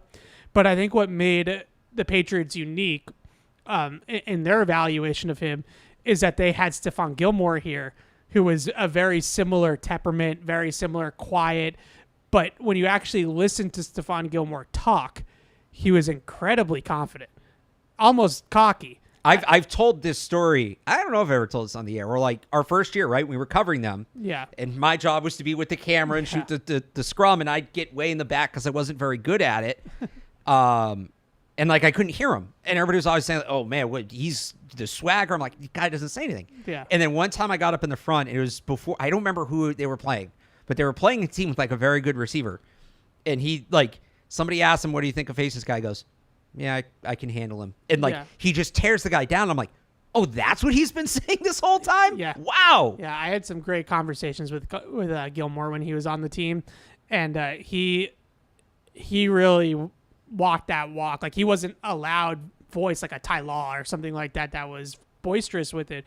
But when you heard him talk, you could tell that he had it. And I feel the same way about Gonzalez, that when you listen to him talk, he's someone that's I got this. I can go up against Garrett Wilson 2 times a year, no problem, that sort of thing. I think what blew me away about Gonzalez, too, out of all the things that he did in that first month when he was great, his second half against Miami and Tyreek Hill, that shocked me because of his build and he's lankier and he's 6'2", 6'3". I knew that he was going to be a good matchup against Garrett Wilson, A.J. Brown, CeeDee Lamb, those types of receivers.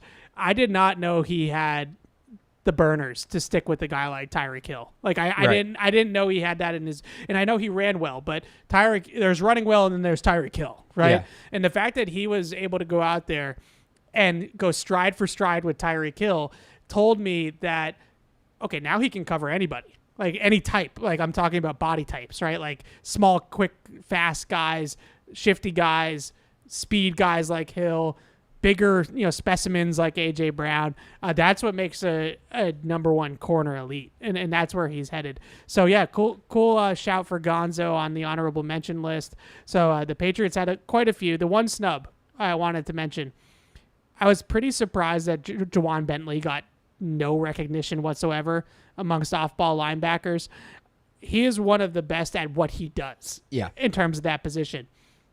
And I understand that the league is trending towards the Fred Warners, and everybody wants linebackers that can cover in space and that can drop and things like that. And that's not Judon Bentley's game. But if you're looking for a true 3-4 stack linebacker that can just take on guards and meet pullers in the hole and stand up guys and make tackles on his own and condense space or compress space and almost be like essentially take another gap on the line of scrimmage and just be like, we can take this gap out of the equation because we have a 250-pound hammer coming from the second level. That's Judon Bentley. I feel like he's a little bit still underrated across the league. So I was pretty surprised because a lot of the times with these types of executive lists, like those guys do watch film and like they're actually not looking at like PFF grades or something like that maybe the AP voters and things like that pay attention to. I was a little surprised that Judon Bentley got no love. Like I'm not saying that he should have been rated in the top 5, but like he couldn't receive a vote, and we still have like Bobby Wagner's corpse is still receiving votes, and like Jordan Brooks and Christian Harris and like some other guys that I just felt like he deserved to be in that conversation. Yeah, he took tremendous strides last year. And maybe it's just each year, but like last year felt like a really big jump, or really 2 years ago, I guess. But maybe it's just some of that, the old associations with him. But he was one of the better linebackers in football last year. Yeah, I feel like the people that don't study him a ton are still in that belief that he's a plotter. He doesn't cover. Right. And no, I'm not telling you that if he gets matched up against Christian McCaffrey on an island in man coverage that it's going to end well for the Patriots. Like, I'm not saying that. But in terms of zone drops and like understanding his spatial awareness and things like that, he's gotten a lot better, especially off play action of like recovering to his landmarks and things like that in coverage to the point where he's now serviceable in that area. Yeah. And he's such a plus run defender and blitzer that the fact that he's just serviceable in drop coverage means that he's an above average, at least, linebacker. Right. So I was a little bit surprised there. All right, let's get back to the phones. Patty is in Agawam. What's up, Patty? Going on, Ken. Hey, go ahead. What do you got? So, our team may not be championship caliber, but as I like to say, the talent on Patriots.com is next level championship caliber. Thank you. Appreciate that. So I got just a couple of guys I wanted to bring up and get your opinions on. Number one, Jalen Reagor. I see a lot of projections of him making the team just based on special teams value, but I thought we were going to be moving more away from that. And can a guy like Isaiah Bolden pretty much do, if he can prove that he can return kicks, can he just do the same thing? And he probably has a much higher ceiling as far as like playing and being part of that cornerback group. And the second guy I wanted to bring up was Marcellus Dial. Back in 2003, the Pats drafted Eugene Wilson out of Illinois. And after week 1, when they got blown out by Buffalo with Antoine Harrison back at free safety, they decided to take the cornerback that they took and convert him to free safety. Could you see something like that happen with Dial? And that's all I got, and I'll take it off air, guys. Yeah, thanks for the call, Patty. So question number 1 on Jalen Reagor, it's a fair point that if he's really only going to contribute just on special teams, does he have the value to make the roster? I would just say that out of this group, let's assume, and I know this is an assumption, but let's assume Tyquan Thornton is an odd man out here and he's not making the team. Somebody offensively on first down needs to be able to run a 9 route and have some sort of speed to him, right? Like someone's got to be able to run by somebody on this offense. Javon Baker, in theory, might be able to add a vertical element to it, but it's going to be more of that run down the field, go above the rim, Devontae Parker style vertical element, hopefully better, but that sort of skill set. Yeah. A contested catch guy. He's not going to run by anybody at 4.5, right, in the NFL. Right. So Jalen Reagor's value on offense is that outside of Pop, who's, inside guy and more of that gadget, jitterbug, he's got some vertical speed to him that if Tyquan's not here, someone's got to bring that element to the offense. Right. Yeah, it's not just special teams. That's what puts them over the top. And when we talk about the Patriots being less invested in special teams, we're talking about like the Nate Ebners of the world, like the guys that only play in the kicking game. You'll have one or two guys like that, like, Brendan Schooler, but kick return's different with the new kickoff rules. Like having a dedicated kick returner is important. Yes, Isaiah Bolden could compete for that, but the reality is if they're not, like then you go back to the not special teams thing. Okay, they're both capable kick returners. You're going to keep a guy because he's a kick returner. Jalen Reagor is higher up the depth chart at his position than Brandon Bolden is at his. That's not a knock on Brandon Bolden. There's just so much talent at corner, whereas the wide receiver room is kind of just a crowd of guys all on the same level for the most part. So that's more what it comes down to. To his second point, real quick before we actually get into it, I Googled Eugene Wilson because I was going to say the big difference is Eugene Wilson was a second-round pick. Eugene Wilson's son is playing college football at Florida. We are old. Okay, well, last night or yesterday, I checked in on the Celtics Summer League. Oh, no. Who? I know Eddie House's son. Eddie House's son I knew that. You didn't know on that? the Celtics. You didn't know that? I mean, I probably did at one point, but to actually see Eddie House's son playing basketball for the Celtics, I hung it up. I was just like, that's it. Like, we're officially old. Yeah. It's over. Like, let's just accept it and move on. But Marcellus Dial. He could play some safety. I think there's a couple guys that are going to get a shot. Him, Bolden. I think those guys are all going to get a shot to play some safety because there's more of a need there than a corner, and do what you can to make the team. I don't know about week 2 putting him back there. I don't know that he has that kind of experience, but I wouldn't be surprised if we see him try that a little bit in camp. And the more you can do, the more you can do, the better chance you have of making the team. So if Dial comes into camp and plays corner decently and proves he can play safety, that gives him an edge over maybe guys like Mikey Victor, who doesn't project as much of a safety. Yeah, so I when I talked to some people about Marcellus Dial after they drafted him, they hesitated with saying that he would convert to safety just because they feel like he can make it in the league as a corner, and they want to they recommended starting him at corner before but to the safety point, he got his hands on a lot of passes in college. He had a crazy amount of pass breakups in college, so he has that magnet for the ball, whatever you want to call it, ball hawking, ball skill type of trait. So that could lend itself to some safety. I could see it. He's got some ability there, but I do think that they would like to see him at corner first before moving him back to safety. Didn't see him a ton in the spring because he was banged up with something. So it'd be interesting to see what he looks like come training camp. All right, Tyler is in the Bay Area. What's up, Tyler? Hey, what's going on, fellas? Just got a question about the new regime, and since Mayo's taken over, I know the personality is a lot different than good old BB, but I'm sure the players can feel that too. And do you think it'd be like a little more loose cannon and on like the media and social media and even on the field? I'll take that off there. Thanks, guys. Thanks, Tyler. I would say a little bit. I mean, I don't want to go overkill with this, and I think some people have taken it a little bit too far. Like, for instance, a bunch of the Patriots receivers were working out with Route God down in Florida, and everybody was like, oh, this would never happen with Belichick. It did. It happened all the time. It did. It happened all the time. That players went out and had gurus, technique coaches, whether it was, I mentioned in the mailbag this week, Tom Brady started working with Tom House in 2013 or 2012 because his Coach Martinez passed away. That was his original quarterback whisperer. When he passed away, he started working with Tom House like over a decade ago. He was on the Patriots for like 8 years while working with Tom House in the offseason. I remember Stephon Gilmore worked with Dre Bly a lot in the offseason down in the Carolinas. We know about footworking, right? Yeah. We know plenty about footworking. Mac Jones had Coach D. He had his own quarterback coach that he worked with. That stuff has been going on for a ton of time. There's also the name is I'm blanking on the name right now. But some of the Patriots pass rushers were working with the coach as well recently. Joshua Uche, Judon. They had a coach that was working with them. I can't remember. I know who you're talking about. I can't remember. Like a pass rush specialist type of coach. Offensive line guys, the Duke Manyweathers of the world. This has been going on for forever. So is it maybe a little bit more publicized now? I would say yeah, but I think that's only just because social media is a bigger deal now than it was. Like these guys are trying to, make brands and make, social media Right. followings for themselves. So would that have been different, when these guys are working with these people 5-10 years ago, now that everybody's got social media and everything it's important to drive up engagement. Like maybe they would have been posting Tom House and Tom Brady working together in 2014. Like, who knows? It just wasn't as big of a deal. So I don't necessarily think that that's true, that wasn't going on with Belichick.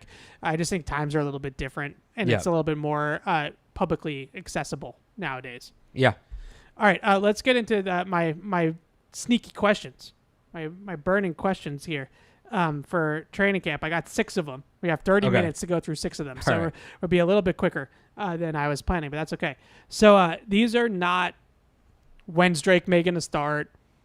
These are not left tackle or how panic meter, right? Like this is just stuff that I tried to dig a little bit deeper, not too deep, but a little bit deeper. My first question, and the more I think about the offensive line, this to me is maybe the biggest thing that they need to decide early on in training camp. Is Mike Onwenu a guard or a tackle? We have to pick a lane, and I know they paid him like a tackle, and the plan, according to Elliott Wolf and Gerard Mayo, is to play him at tackle.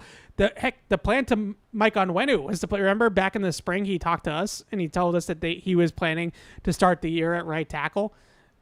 Pick a lane with Mike Onwenu because you can't really put the rest of the pieces of the puzzle together without knowing if he's going to play right tackle or right guard. Because if he's a tackle, then it's getting Layden Robinson ready. It's getting Nick Leverett ready to start the year at right guard. If he's a guard, then it's getting Caden Wallace ready to play right tackle. So where is Mike Onwenu playing? That's number 1 on my list. They got to figure that out early. They have to pick a lane with that. Yeah.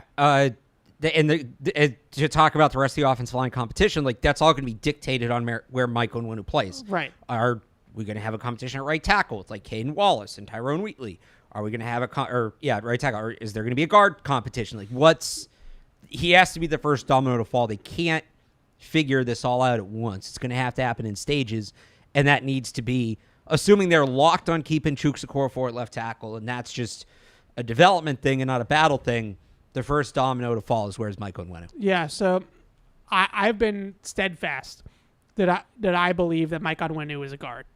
And maybe he comes in on Tuesday and Wednesday and I get my wish. Because if he's going to play tackle, I don't want him playing tackle at 335, 340 pounds.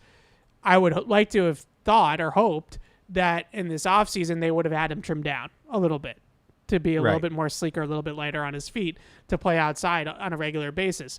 So maybe he comes in on Wednesday, first day of practice, and we look at Mike Onwenu and we're like, all right, yeah, he's looking a little svelte. Not trying to fat shame anybody, but that's not how he looked in the spring. He looked like the same Mike Onwenu that we've seen for the first 3 or 4 years of his career. So I still feel like his body type fits at guard. I still feel like schematically he fits best at guard. And as we've seen with the guard market, who's the guy? Meniernes, right? Am I saying it right? Menieres. Quinn Menieres, right? Oh, no, it's Quinn Miners. Quinn Miners. The belly. The belly, yeah. Big Senior Bowl breakout guy. He just got $20 million. I want to say like $18 million. No, I think when it was 18, he was almost close to $20 million a year from the Denver Broncos.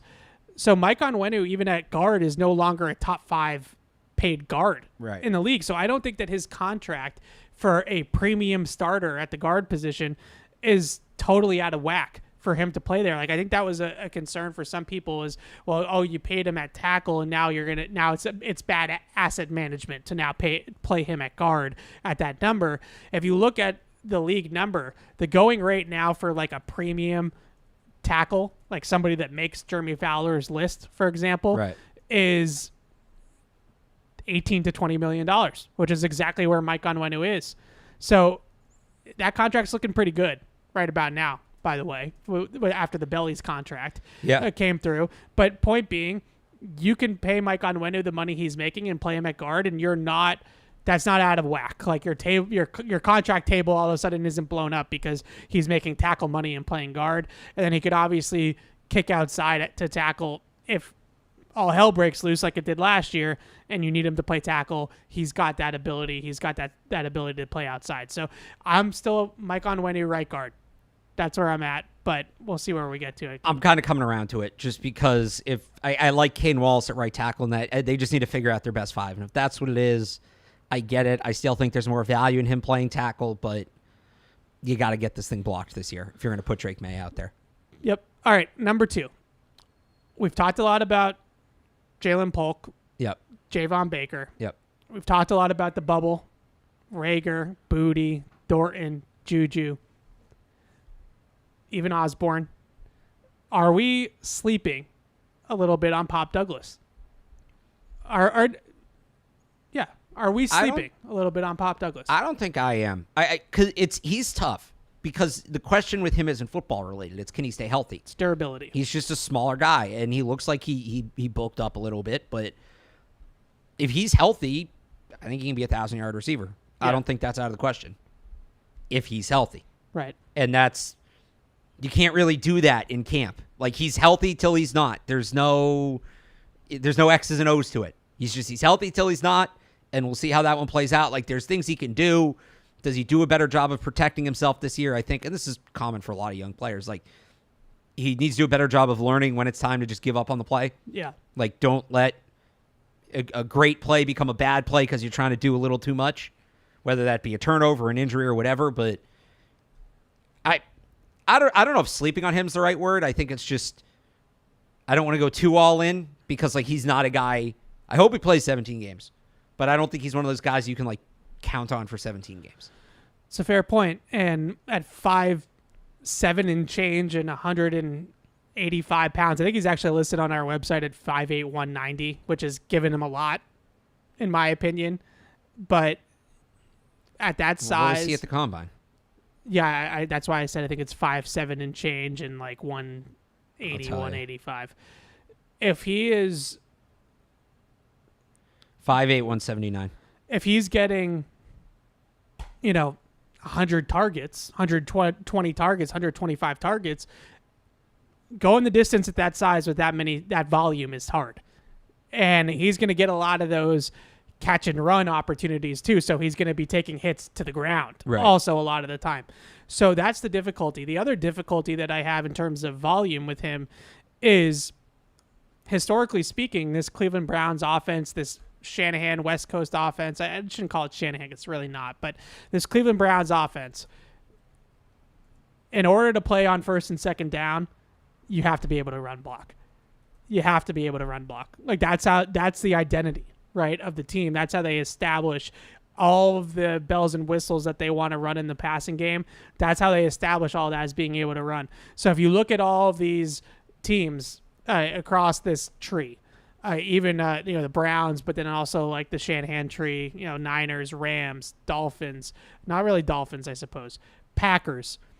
A lot of those teams have, it's Puka, it's Cooper Kupp, it's Brandon Aiyuk, it's Deebo Samuel, it's Christian Watson, it's Romeo Doubs, like these bigger, thicker receivers, right, that can throw their weight around and they can hang and block in the run game and stick their hat in there at the point of attack and be able to move somebody or at least hold their own. If that's the way that they're going to want to be, like if that's their identity as a team offensively, then I'm not sure Pop Douglas is going to be an every down player in this offense. That doesn't mean he doesn't have a role. I just think that his role might be third down, obvious pass, like 2 minute, like that sort of stuff, which is probably still going to add up to like 60-65% of the snaps. But if he's not an every down player, like if we're 3-4 months from now, we're like we used to do with Kendrick Bourne, like why is this guy not playing more? My guess is it's going to be because at 5'8", 180, he just can't block. Right. And you have guys like Polk, Baker, Bourne, Osborne, if Juju's here, like those guys are just bigger, thicker players that can stick their hat into a run fit and be able to block somebody. That's going to matter.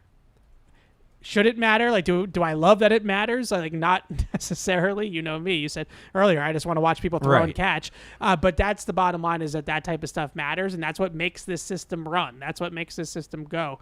So you look at teams like, again, the Niners, the Rams, the Packers. Those teams, you look at go look at the receivers that they draft. Like Jayden Reed's like maybe the one exception to this. I don't know exactly what his measurables are, but he's like a little bit in that Pop Douglas mold. But for the most part, those teams target bigger receivers. Like I think Puka Nacua is like the dream receiver for McVay, Shanahan, LaFleur. Like that's like the guy that you want. Right. Go out there, get vertical, take a beating. Yeah, that type of guy. All right. Next question. Kind of along those lines. What is the ceiling for Jaheim Bell?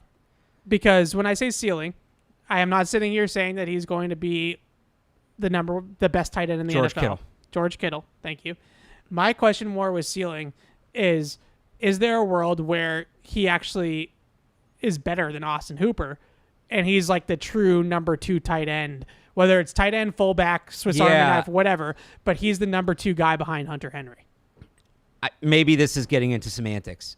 I don't think it's about him being better than Austin Hooper because they do different things.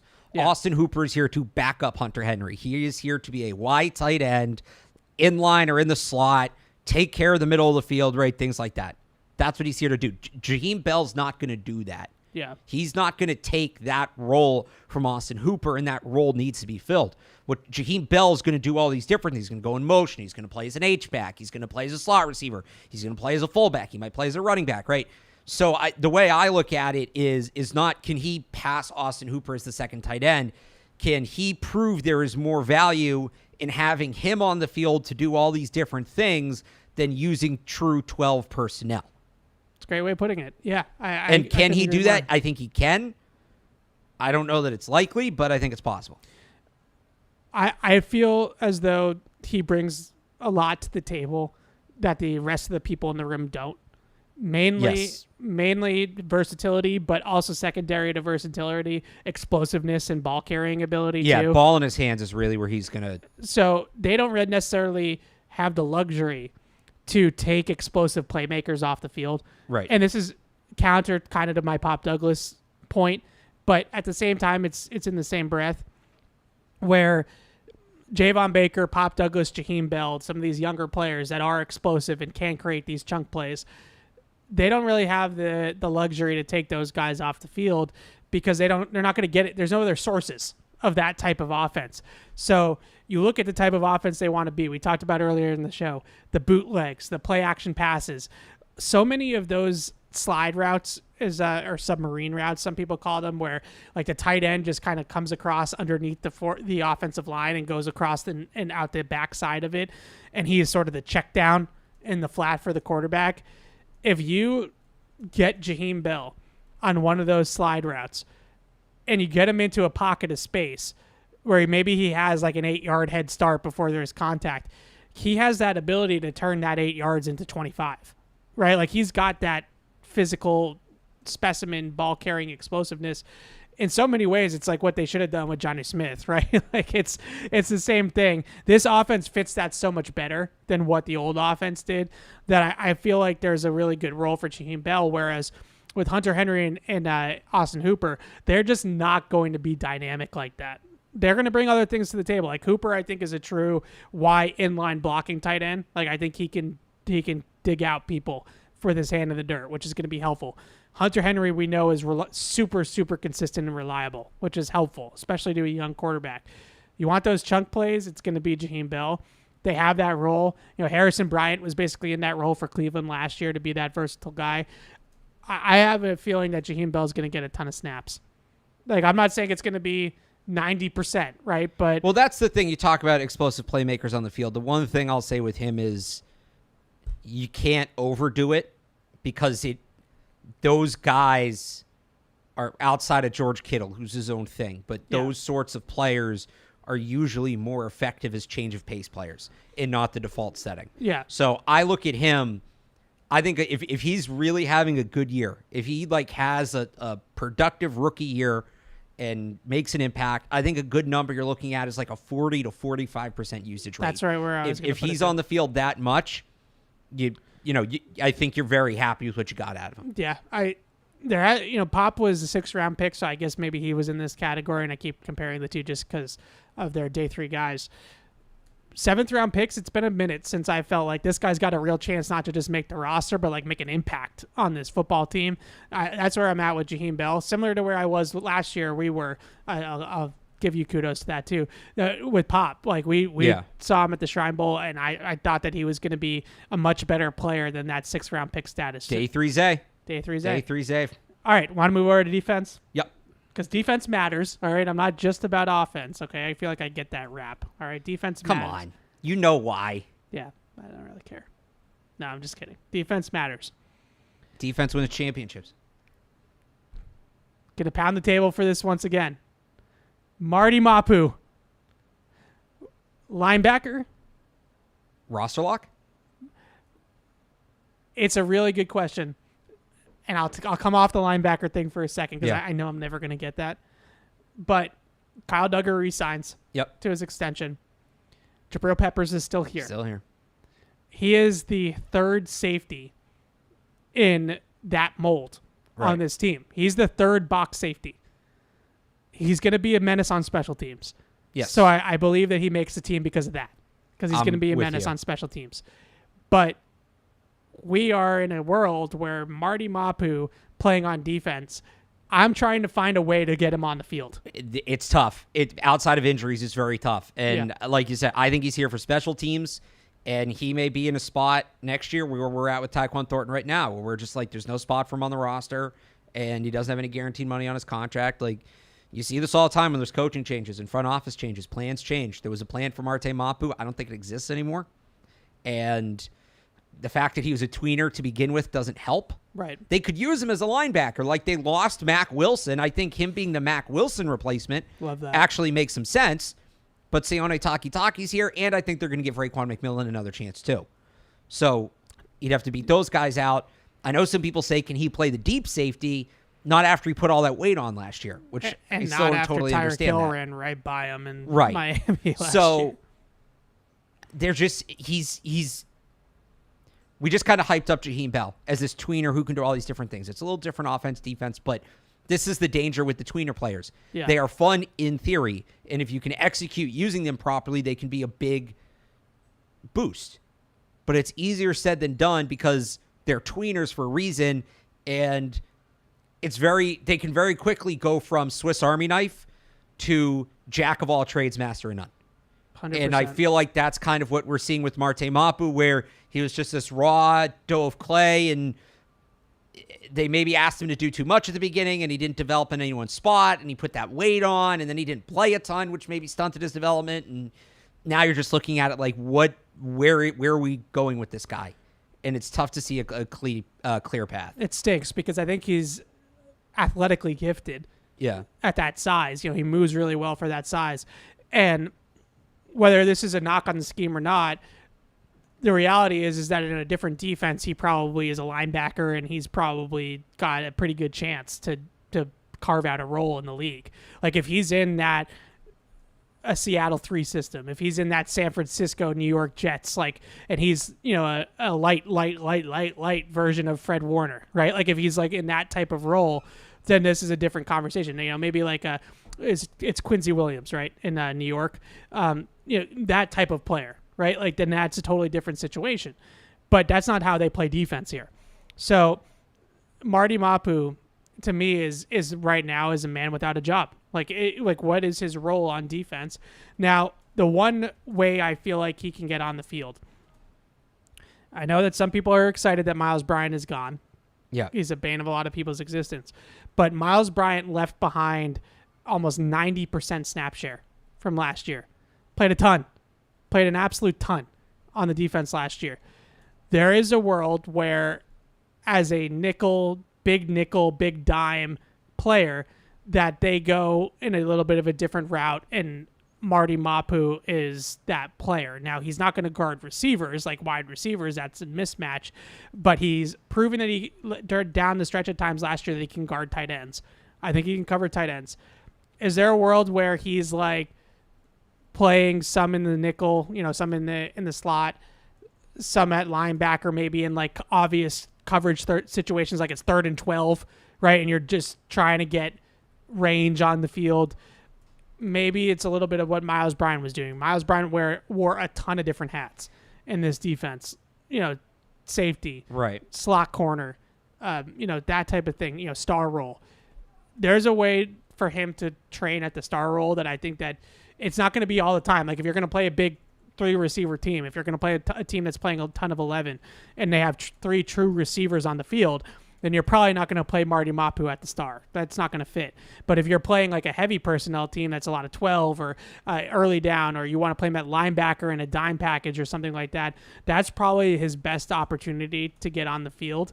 But that's a very, very situational role. And that's also, okay, so he's doing a little bit of everything. That's what we've wanted him to do the whole time. Yeah. And he just hasn't been able to hang in that role. So I feel like that's the same thing we were saying after the draft.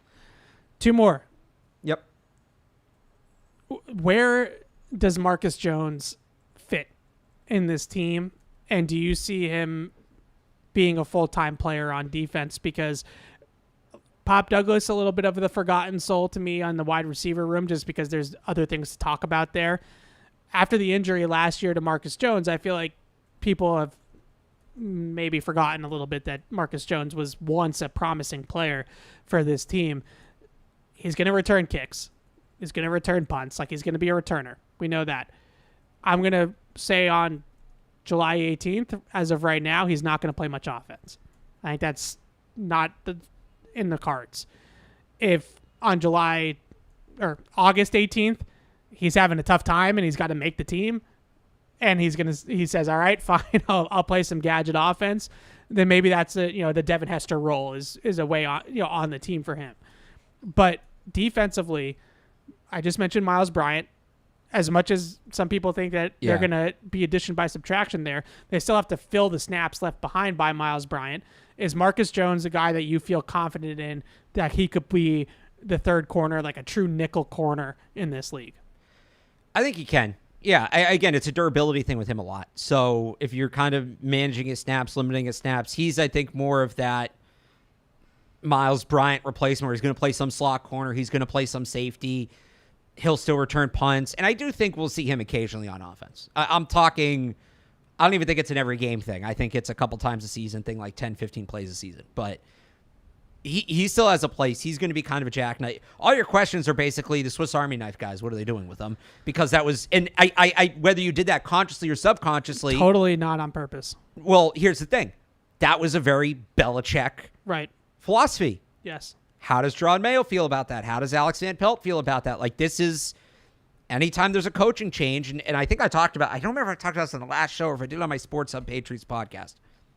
There are guys on this roster.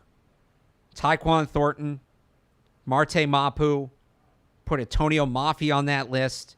Maybe there's some others you can think of. Juju Smith-Schuster would fit for this, that on most teams in most years, you wouldn't think twice he's making the roster. Yeah. But because it's a new coaching staff, because it's a new front office, you're in this transitionary period, philosophies are changing.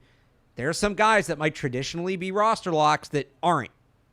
And that's going to me personally, that's one of my favorite storylines for camp, is what happens with these guys, how do these philosophies change? I put Brendan Schooler on that list, frankly. Yeah. So the fact you kind of did this maybe by accident, but it leads to a larger conversation of how much are they going to value versatility now? Because Marcus Jones, he can be, well, and some of Marcus Jones, too, depends on what John Jones does. Yeah. If John Jones is on the boundary, Marcus Jones might be your starting slot corner. Yeah. And that changes everything. But if John Jones is going to come back in the slot, Alex Austin's going to play on the boundary. Marcus Jones, now your backup slot corner. He's your nickel safety. He's your punt returner. He's a gadget player on offense. Yeah. Do they keep a guy for all of those marginal roles? Or do they say, we can do that with 2 or 3 guys who will do them all at a little bit of a higher level? I would say that they probably keep Marcus I think Jones they keep him.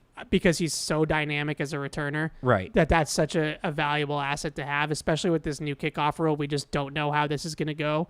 And if he's one of those guys that gets the ball in his hands even more because of the new kickoff rule, then he could be a true game breaker in the kicking game for them. So he makes a team because of that.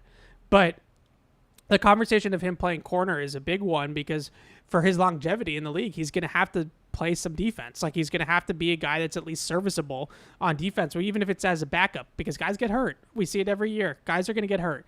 So they have to have him and be able to rely on him as at least your backup slot corner, I would think.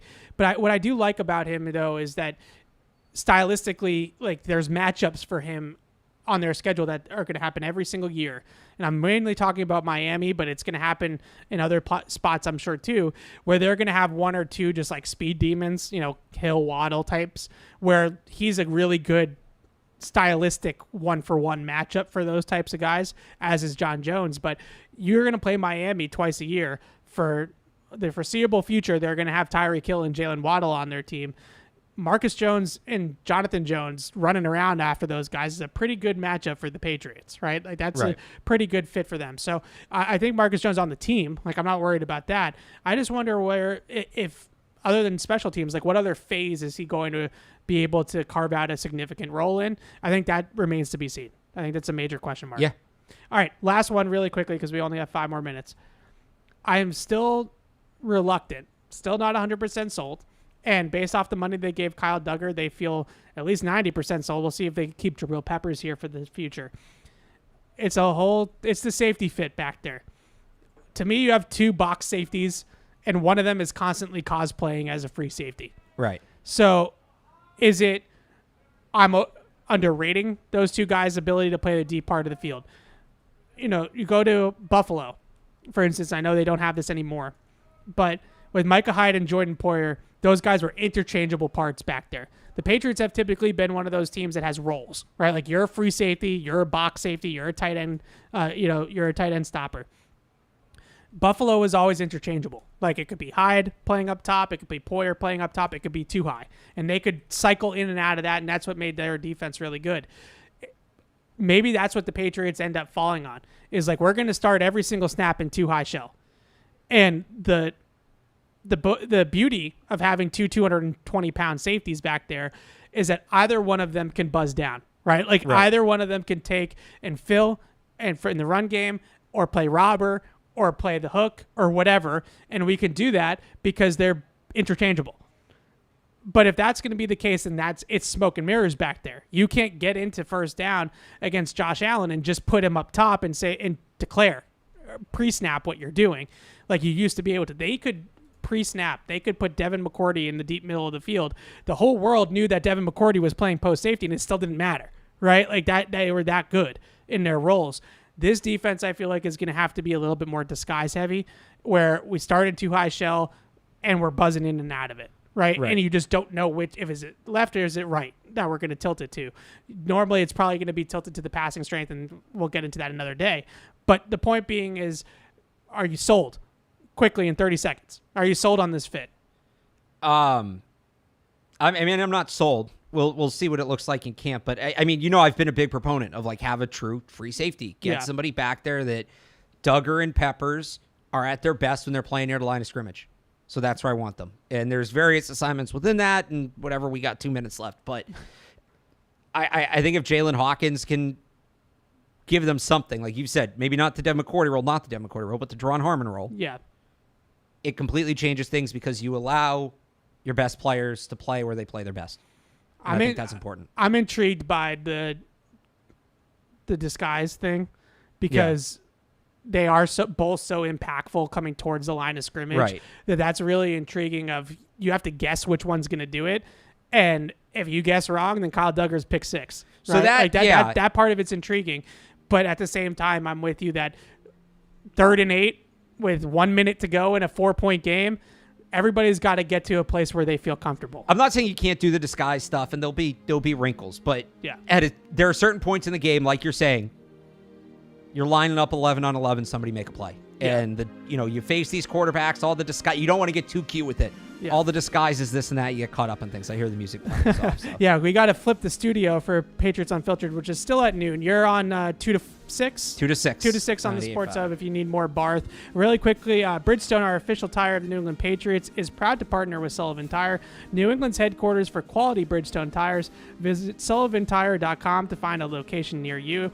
And one last time, easy to drink, easy to enjoy. Bud Light, the official beer sponsor of the New England Patriots. We're going to afternoons next week because practices are in the morning. So we'll be on in afternoons, but really looking forward to coming back for training camp. It's going to be a lot of fun. That's our sweet spot. Maybe the draft is, but that's our other sweet spot. So training camp podcast next week. Looking forward to it. See you all then.